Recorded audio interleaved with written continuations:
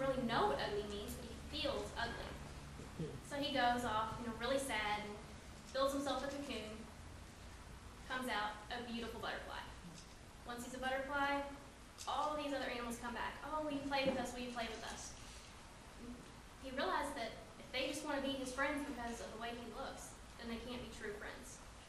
And he finds another caterpillar who's going through the same thing he went through, and befriended her, and end of story.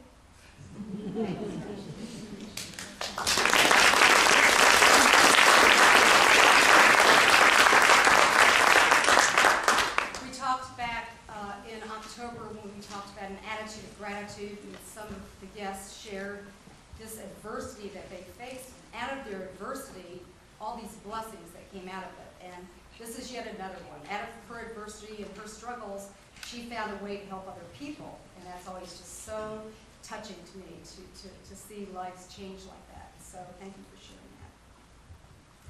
As Ashley shared her story about her self-talk and what happened as she faced self-esteem issues, the negative thinking about herself based on all sorts of things. In sports psychology, we talk about self-confidence. We call it self-efficacy, whether you think you're capable of doing things. But underneath all of those layers, what are the sources of our lack of self-esteem? And one of those things is verbal persuasion, which means all these voices, what people say to you, what voice do you think you hear loud and clear above all the other voices? Your own, exactly. And so again, as Jennifer and I said in the very beginning, awareness is the key. So if you'll reach into that little bag that you had, that little clear red bag. Go ahead. I wanted to add to where those voices come from. They come from the sorts of places. As you're growing up, it comes from friends. It can come from family, from parents. It can come from our religious institutions and beliefs. It can come from the media. Think about all those commercials that we see telling us we need more, we aren't enough, and here's the latest thing we need in order to be happy. So the source of this comes from messages all over the place. And so it's really important to really think about how those messages that you received as you were growing up, as you're going through different stages in life, how maybe those messages seem to lock on, and how it's like a bear that has honey covered walking through the forest, and those flies are just, and bugs attaching on. So the messages come from everywhere, and it's not just when we're growing up. It becomes that throughout our entire lives. Now we're going to talk a little bit more even about that as the night goes on. But what I want you to do is take that rubber band that's in that little bag, and I want you to put it on your wrist.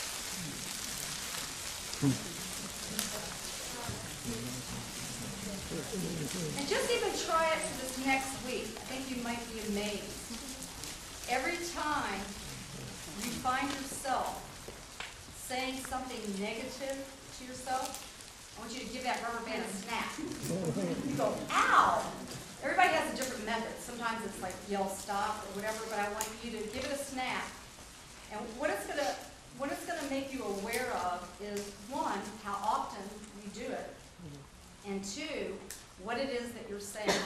Because most of us have a tape, different tapes that we play in our head, negative tapes, unfortunately.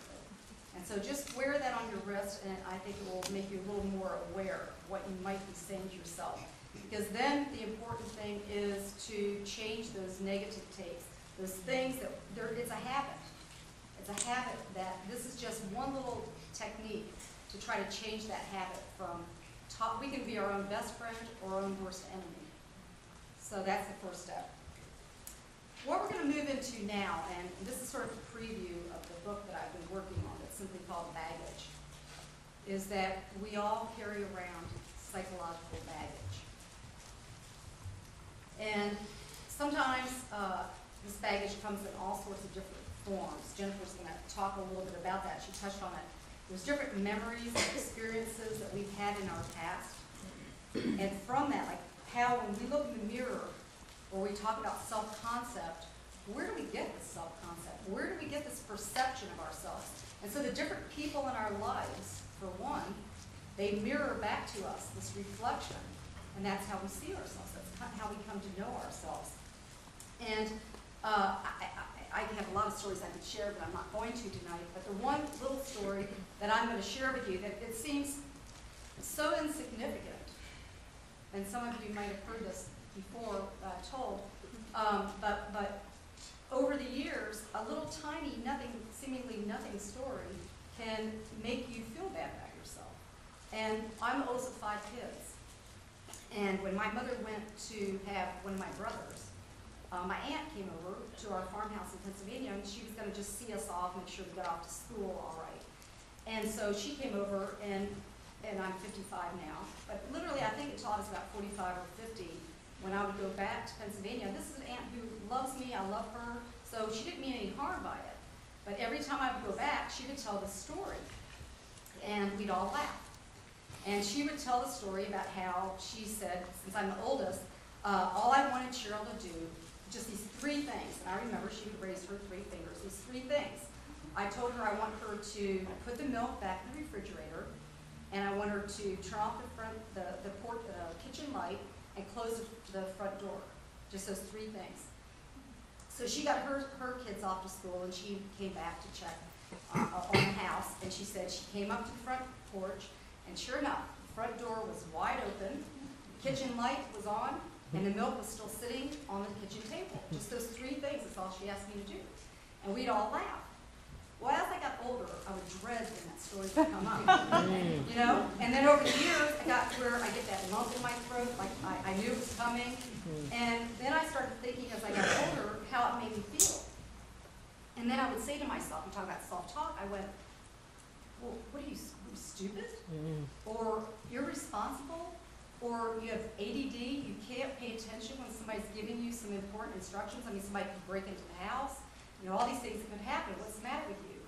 Well, what if I went through the rest of my life believing that? You know, I don't think I'm stupid or irresponsible, and I don't have ADD.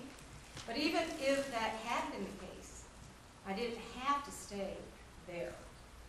And Jennifer has a theory about our stories. I do, and I'm going to share a story as well, since we're being real tonight, being authentic, to show you that we all have this. I have a similar story in that, a little different, that it wasn't from a family member, but when I was in high school, my mother, I grew up in Fort Texas, and my mother decided to take me to see a kind of career counselor, and it was called Aptitude Inventory Measurement Services. Sounds very fancy.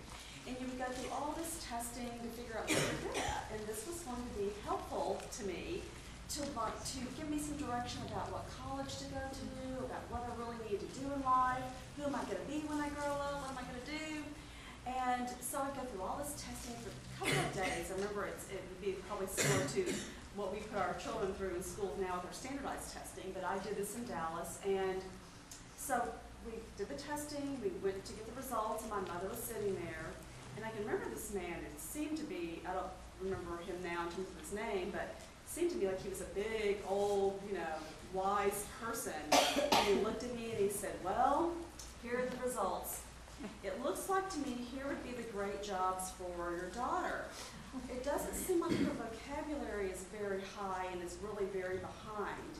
So these are the jobs I think she'd be really good. She'd be a great secretary. She would be a great like teacher, and listed all of these different jobs. And I was from a family of entrepreneurs and had seen that you could go do creative, great, wonderful things in the world. And here I had this man telling me that I'm really not going to be able to do a whole lot. And I remember being devastated by that. I was an A/B student. I wasn't straight A's, and I was a very well-rounded student in terms of activities and sports and things. But the impact on me was, I didn't think I was very smart.